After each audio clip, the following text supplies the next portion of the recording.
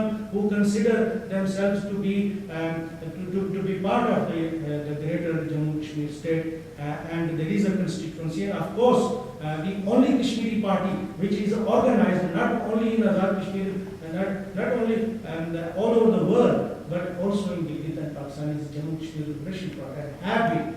In Azad Kashmir and Gilgit Baltistan, the vice president or senior vice president of the organization for AJK and Gilgit Baltistan is from Gilgit.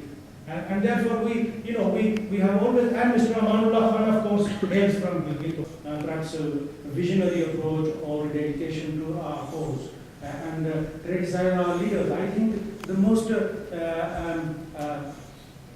responsible or irresponsible people in this struggle or our dilemma are Kashmiri leaders.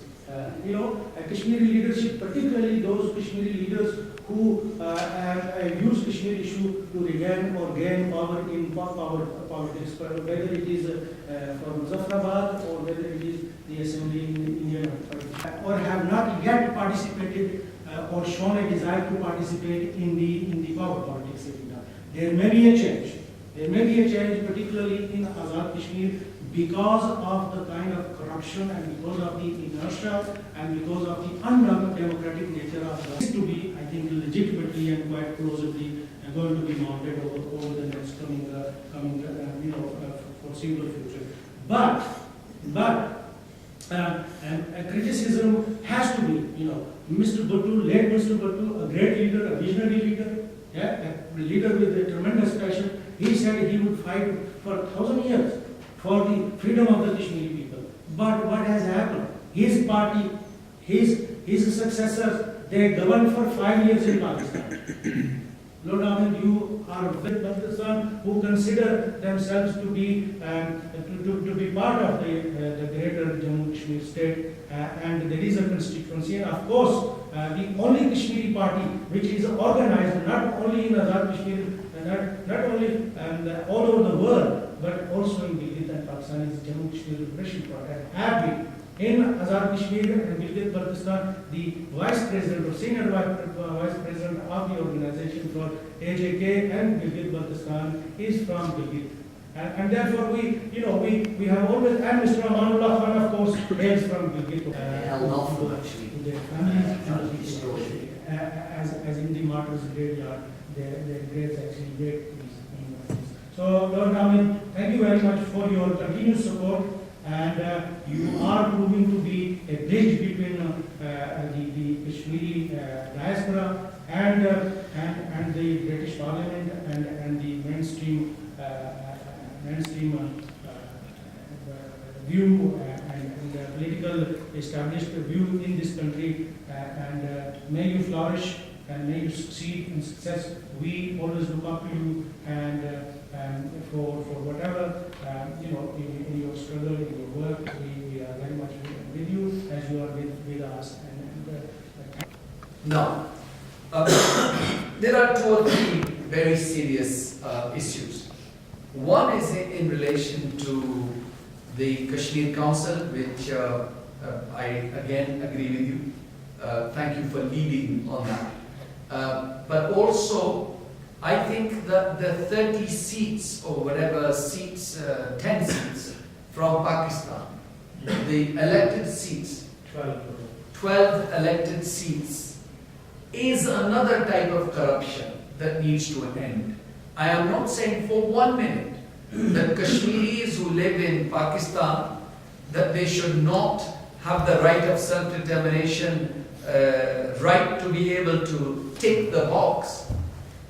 Only 2 days ago, and in fact I printed out some papers, 2 days ago I had an email from a young Kashmiri from Quetta, that 300 Kashmiris live in Quetta, and the minister or the MQM representatives from Karachi went across there and promised them that they would buy some land and build some houses, and because they're in a very bad condition. I told them, and in fact I printed it out, I told them that I would raise this with Prime Minister Nawaz Sharif when I meet with him next week. So there are constant issues of Kashmiris inside Pakistan. However, I think that these seats are abused. If it was Kashmiris, I don't have any problem.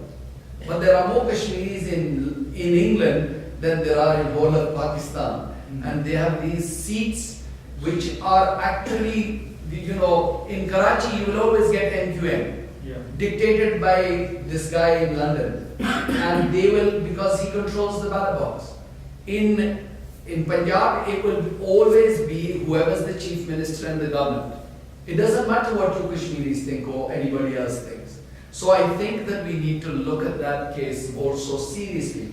I have no problem whatsoever in Kashmiri's right to be able to decide the future, but I do not believe a Kashmiri even, who was born in Karachi, never seen Azad Kashmir or Kashmir, and has a seat in parliament or vote for a seat in Azad Kashmir, and decides on the issues related, because the whole corruption comes from there.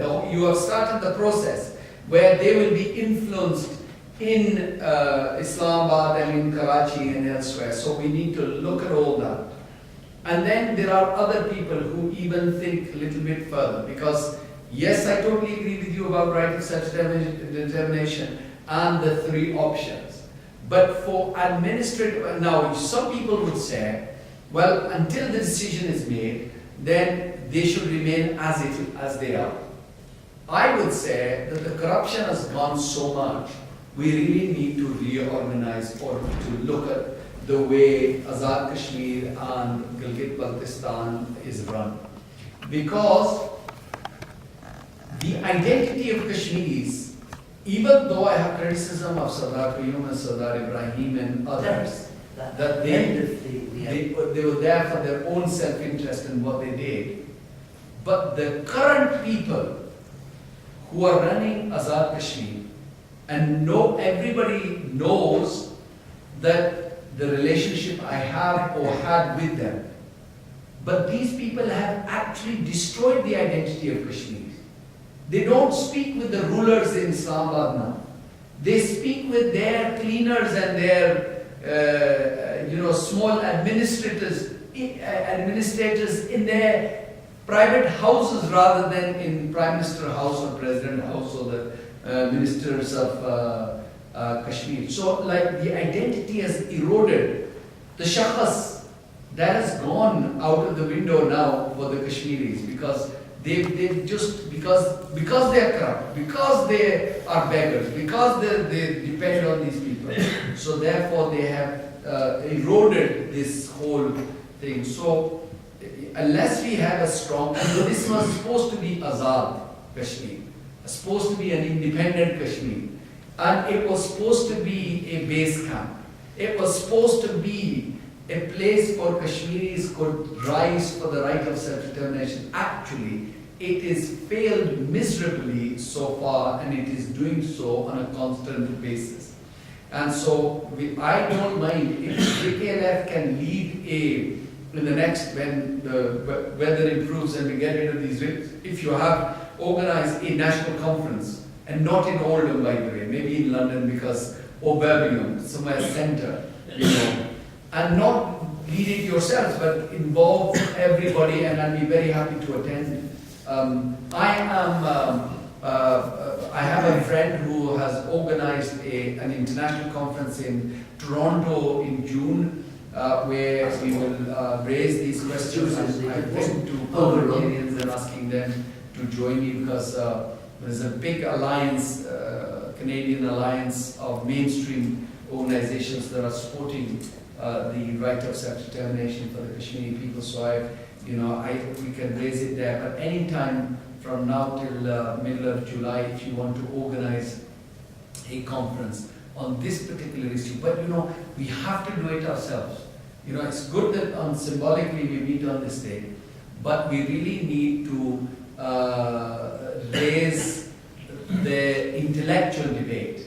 There are some of our brothers and sisters who are involved with Kashmir issue, and what they do is, I'm a supporter of everybody. I think it's a good thing that at least they are doing it.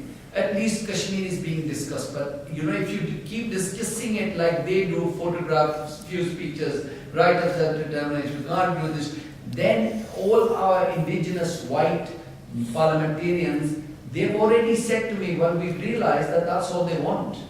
They don't want anything else. A photograph, a statement, video, TV, camera, and then we can go home.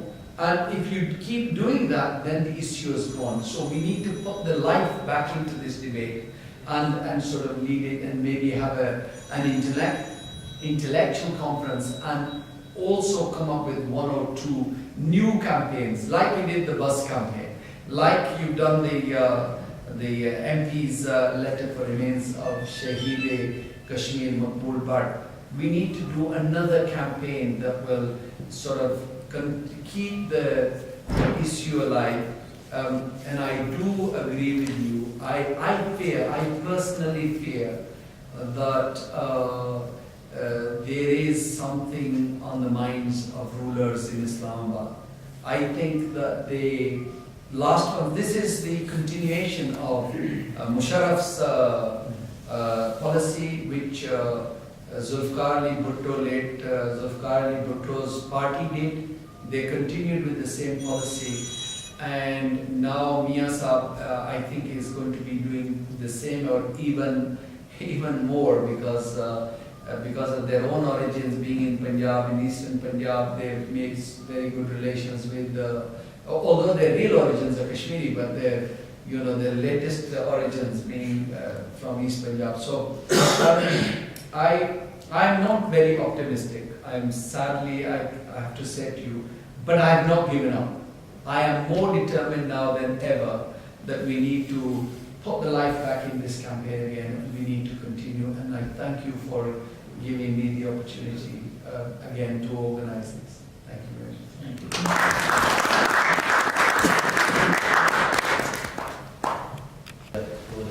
I was delighted to be invited today. I get invited to lots of different meetings of self-determinists. Could be Kashmiri, could be Tamil, could be Sikh, could be Matabeelan, could be West Papuan, could be Bornean. There is over 100 active diasporas in the UK today, from people all around the world. And they're very fortunate that they've landed in the UK. As the Lord would say, that the UK is the birthplace of Parliament and democracy, ignoring for a moment the Greek history and legacy. But we do practice it. And whilst many of us have reservations about what happens in the UK, if you compare it to much of the world, we're very fortunate that we're allowed to sit here today in the Houses of Parliament. Many peoples couldn't do that around the world. In fact, they'd be languishing in a prison if they were lucky. And much worse. Rushed to leave. So, left behind many problems. Those of us who are born in Britain undoing, very complacent what they are creating, the liberties that we have. And in relative terms, it's big liberties. As for the actual issue of Kashmir, for you, it's absolutely everything. And I admire your tenacity to keep fighting for a cause which we hear at the moment is perhaps slightly in its doldrums, whilst big powers may decide that they don't really want to fall out over that issue, and that maybe they've got another agenda now which is driving forward their politics. But that's the pessimistic side. But in terms of the optimist side, I believe, after meeting many good people amongst all these different communities, that they share something in common with you, and that is a thirst for freedom, a thirst for self-determination. Whether they wish to be totally independent, whether they want some sort of devolved power, or whatever they want, it's their natural birthright to call for it, and in my opinion, be given it. Obviously, we wouldn't be here today, probably, if in fact Kashmir were independent. But it's not. And I could say exactly the same I'm saying to you, as I've said to other peoples that have come from around the world. And I can't remember how many people I've spoken to, but we're talking about lots. and they're all small groups and very large groups. In this country, we have probably 4 large what I call self-determinist diasporas. We have the Sikhs, we have the Tamil, we have the Kashmiri, and we have the Kurds. In terms of numbers, probably in that order. And after that, we have another, as I say, scores of groups with thousands here, with maybe just a few hundred. But many of them are concentrated in London. Some groups are a little bit different. The Sikhs, the Kashmiris are spread in lots of different areas. Tamils, for instance, is largely London, and same with the Kurds. So some of them are very much rooted in London, and some of them are spread out. But London is still probably the base. And it's not an accident, and it's actually fortuitous, because London is the centre of the UK, and for many peoples around the world, London is the centre of Western democracy. And things that are said in this Parliament, or said in London, do reverberate far more than if we were meeting in Tirana, in Albania, and having a conference or rally. I'm glad to see all, mostly the youngsters and the senior leaders, Zafar Sahab, Maqbool Sahab, Malik Sahab, and all the friends here. And today I really miss one of our close friends, Zafar Shafiq Walid. He was always there. But I'm glad as well that the determination, the passion, the dedication you have. Mostly I know the senior activists of GKLF for the last many years. They're very committed, and I can say that united we stand and divided we fall. The ultimate tragedy is not oppression and the cruelty of the bad people, but silence of them and the good people. As you said, last week there were, I think, 6 members of parliament that agreed with me that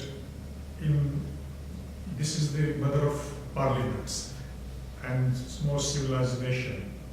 The British Lodge is also the responsible for our miseries, the rape, the killings, all that is happening because we are sold, a nation on earth, for a very shameful deed. And at that it was Lord Mountbatten and his wife Edwina. She went with the Indian Army 27th October.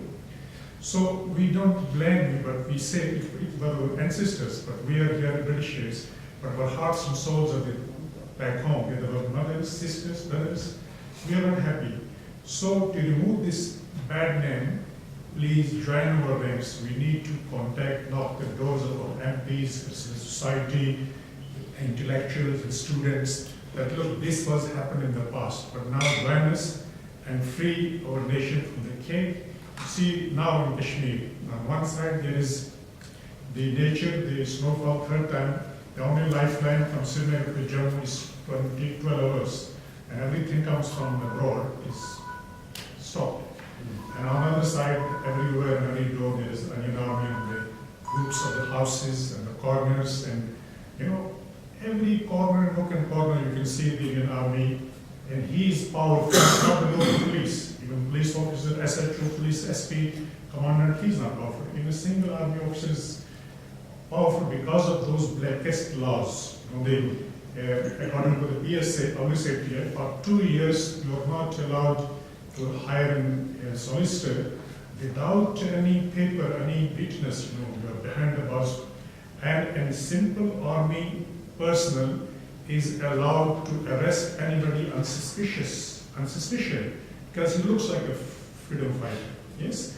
So all the shops and the most beautiful areas are occupied by the Indian Army, and with their families, 700,000 plus their families, and thousands of acres of Kashmiri land has been given illegally to the Indian Army, and there are deforestation there in Kashmir, the pollution and everything. So they are trying to do a change demography. They are bringing lots of families coming there, so that the Kashmiris will be again divided, and Indian Jews are working over there. And thank you very much. I saw you today in front of the exhibition of the full day. So this kind of determination, we are encouraged that you are with us and try to encourage your people who are here, who are knowledgeable, who are intellectual, who are powerful in society and business, so that in the post-trauma case, mostly the women, after rape and all problems, you know.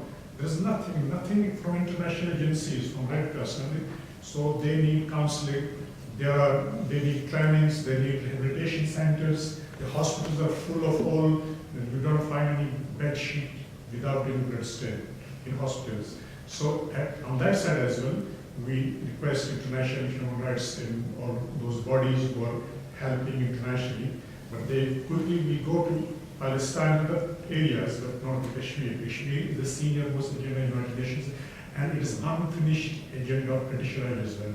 So I request through you as well and through our youngsters that your future is there. Your youngsters in college, in universities, you know, they every time the curfews, they are more intellectual, they are more genius, but because there is no facilities, all the time there is harassment, and they are getting depressed. And any of your friends, through your school, through your councils, through your friends, pass this word that Kashmiri needs right of self-determination, and that's their fundamental right. Right to freedom is a fundamental right, and which is enshrined in the United Nations, including Britain, India, Pakistan, all the big powers, they are the signatories. So I think the time is short, so thank you very much. Thank you, Professor. Thank you very much. Before we close, a few minutes left, if not, then we will call it a day. Sorry.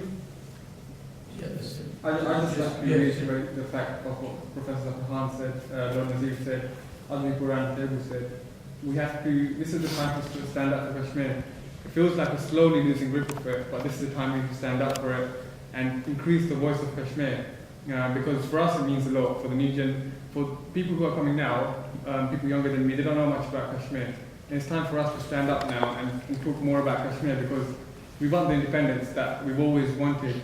All the people that fight so much for it, Amal Asab and Maqbool Shaheed and all of these people, they deserve this.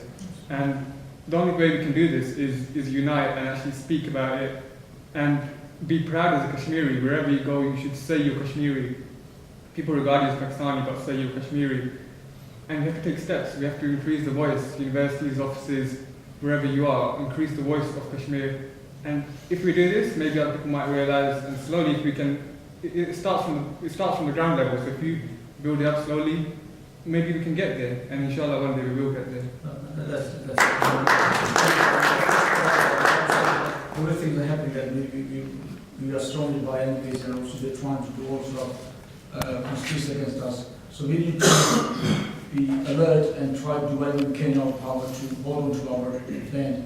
And the other thing, I think you mentioned that we need to be, like, I'm sure you all look at forms from schools, colleges, where they have a good particular identity. It says Pakistanis, Indian, whatever. At the bottom of the box says others. So you need to tick that others, because we had a meeting in our council chamber last year, because they do census every 10 years. You know, one of the reasons, question I raised with them was, why aren't we Kashmiris included in identity?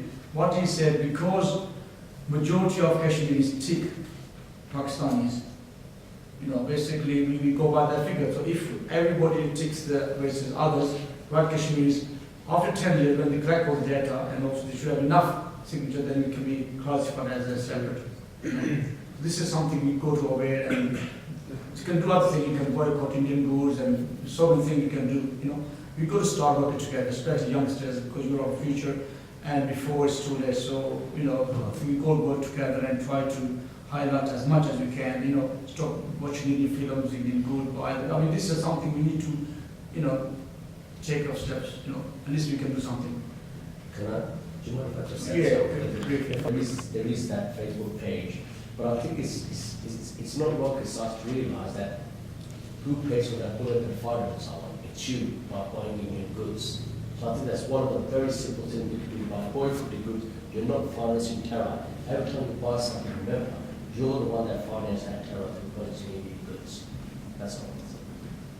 A few things we have nowadays is email, text messages, WhatsApp, and things like that. I think these are the means that should be used to actually make youngsters more active. And so that we can actually spread the message. We need to spread the message. Our message is not an unfair message. We're not asking anything unfair. What we are asking is our birthright, independence, and self-determination. We shouldn't be ashamed of it. We shouldn't be scared of it. And if we're asking for self-determination, we're asking for Maqbool Bhat's demands and Afzal Guru's demands. This is nothing, it's nothing wrong with it. It's our birthright, and it's family's right to have the extra demands. So we shouldn't be ashamed of it. What we should do is, as the JPS, the message is to have self-determination. I've been working with Graham for the last couple of years, and there's so many groups in the nation without state. They are really very active, and they are much more organized. And the only way we can do is everyone has to do his own duty. You see, we have to pass on a message. If I pass on my message to another 15 people, they should pass on more people. So we have to really make a bigger network by passing on the messages and any awareness of the actual Kashmir issue. If we don't, we cannot stop one place. It's not going to get any further. So we need to use this communication method to pass on a message whenever there's an event or something like an event such as this, or maybe even a function has some. We need to ask the Kashmiris, we need to wake them up and ask them to come and join us. And that's the only way. We are only asking for unification. We are our cause is really one of those causes which is not asking for division. You have many other independent people asking for independence within a country. We are asking for Kashmir to be unified, put together. Our Kashmir is divided, it's invaded, and it's occupied. And all we ask is to put together as a one Kashmir, and we want to be independent. And the people of Kashmir should be asked. That's what. It's nothing unfair to ask. I don't think there's anything, if somebody can correct me here, there's nothing unfair we're asking for. We're asking for a very fair thing. Let the people decide of Kashmir what they want. Whatever they want to decide, let them decide. Made as well. I just want to say there needs to be a bit more of raising awareness about the Kashmir issue as well.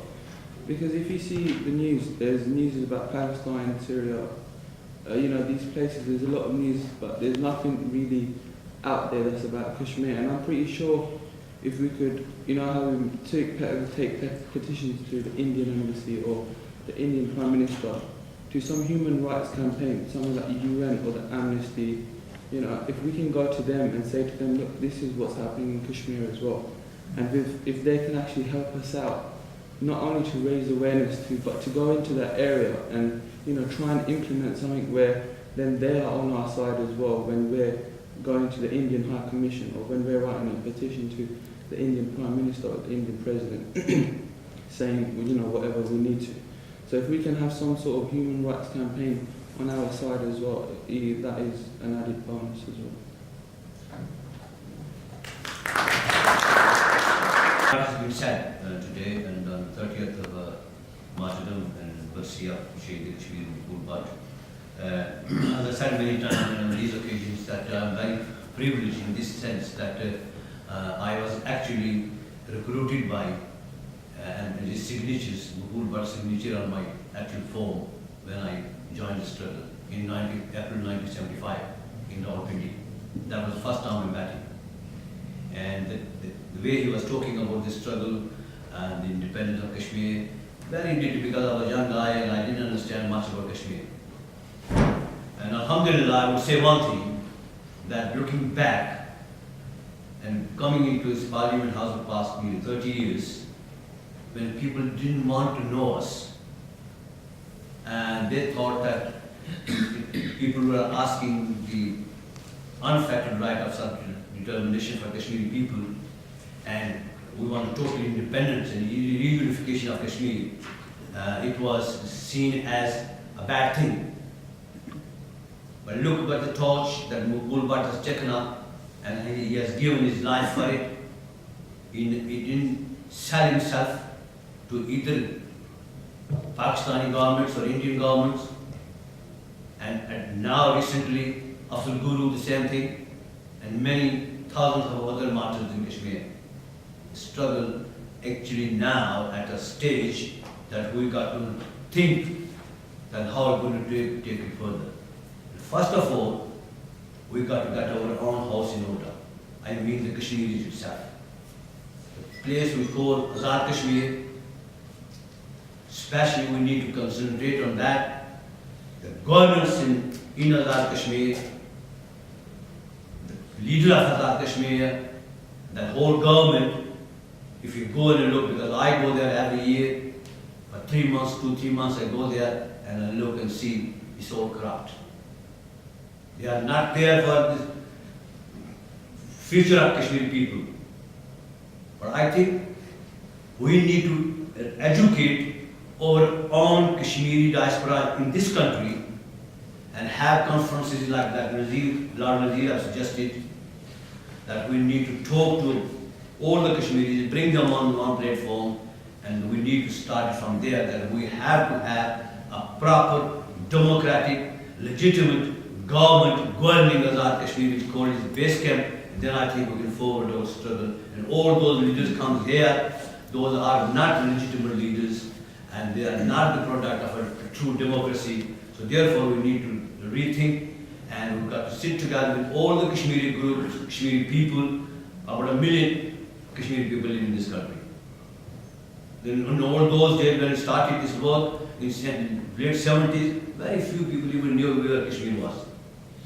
So we are not, you can say, that disappointed. I am not disappointed, because I can see all these young people here around me, and my late friend Zafar Sharif, you know, that Mama is missing his seat here now, but I think his soul is here.